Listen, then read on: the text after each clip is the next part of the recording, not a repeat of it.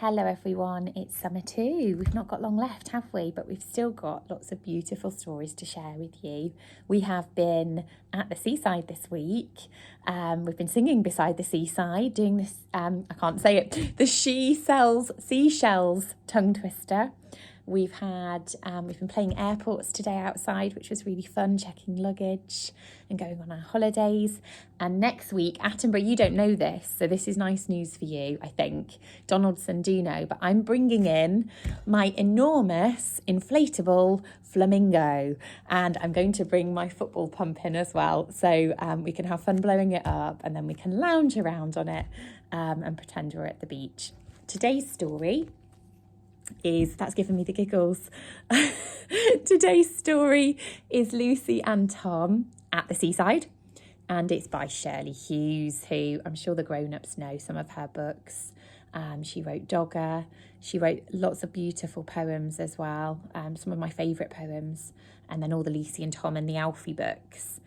Her books are really nostalgic, and they're perfect for thinking about holidays now and holidays not that long ago, but definitely holidays in the past. I think this must be set maybe when I was born. I was born in 1985, so you can all do some maths now and work out how old I am.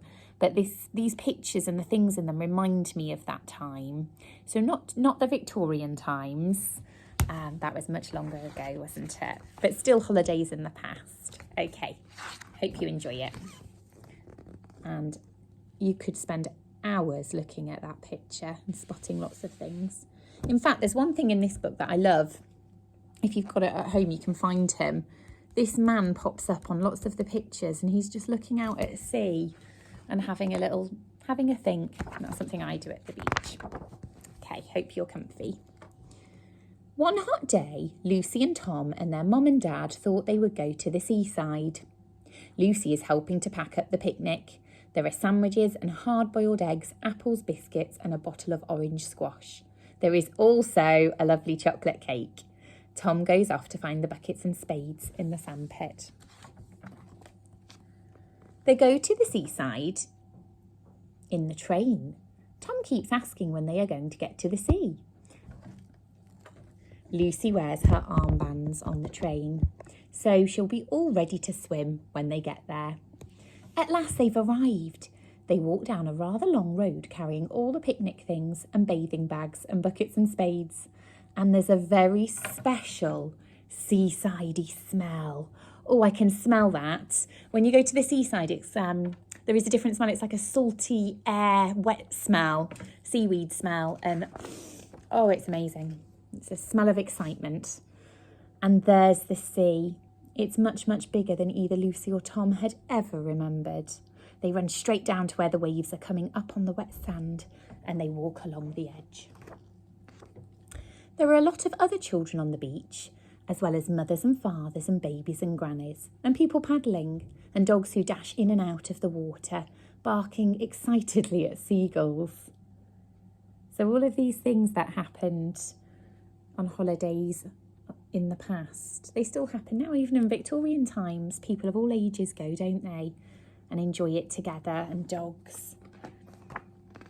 Lucy and Tom went to swim right away, so they all put on their bathing suits and go into the sea hand in hand.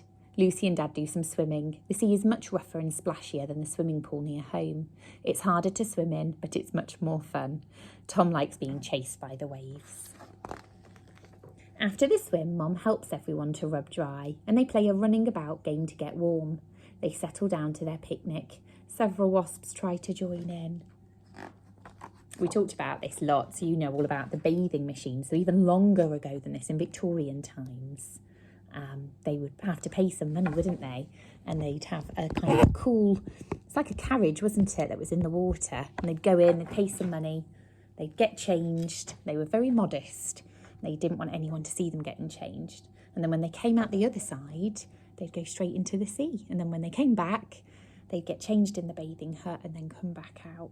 Nowadays, we do this. I think there should be a name for this. It's kind of a funny little kind of waddle we all do under our towel to get changed. Or wiggle. Not a waddle, a wiggle. Okay, the tide is coming in. Dad helps Lucy and Tom to make a beautiful sandcastle. It has turrets covered in shells and stones, a moat and a tunnel going right through the middle and coming out the other side. Slowly the moat fills up with water and then the tunnel. Soon only the top turret is left, then nothing at all. A lot of interesting things are happening on the beach. There are people flying kites and playing cricket and ball games.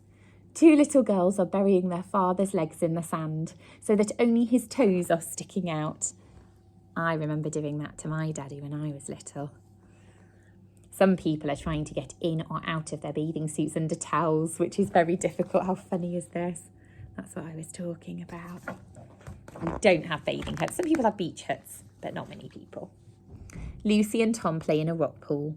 Lucy finds lots of different kinds of seaweed and some shells which she puts into her bucket. Tom finds some stones and a crab's claw. So they're rock pooling. We're going to make a little beach next week outside in the tough spot. And maybe we could try and make a little rock pool. That would be nice. Lucy makes a face in the sand. It has stones for eyes, a row of little shells for teeth and a lot of seaweedy hair. Mom helps Tom make a speedboat pointing right out to sea. Further up the beach there are some donkeys. Lucy and Tom ask if they can have a ride. Lucy's donkey is grey with white legs. His name's Pepsi and it's written on his harness. Tom's donkey is brown and it is called Cola. It's nearly time to go home. Mommy's packing up the picnic things. There's just time for a last ice cream. Lucy writes her name in very big letters in the wet sand and she writes Tom's name too. It's been a lovely day. You can see the sun setting, the colours have changed, the background. Oh, and that was the end. I was enjoying that so much, I didn't want it to be the end. Just wondering if I can find that man again to show you. Yeah, look, he's there on that one. He's still just at the seaside having a think and having a relax. And then look, the mummy and daddy, they're carrying all the things. And they've probably got that exhausted feeling of when you've had such a lovely time.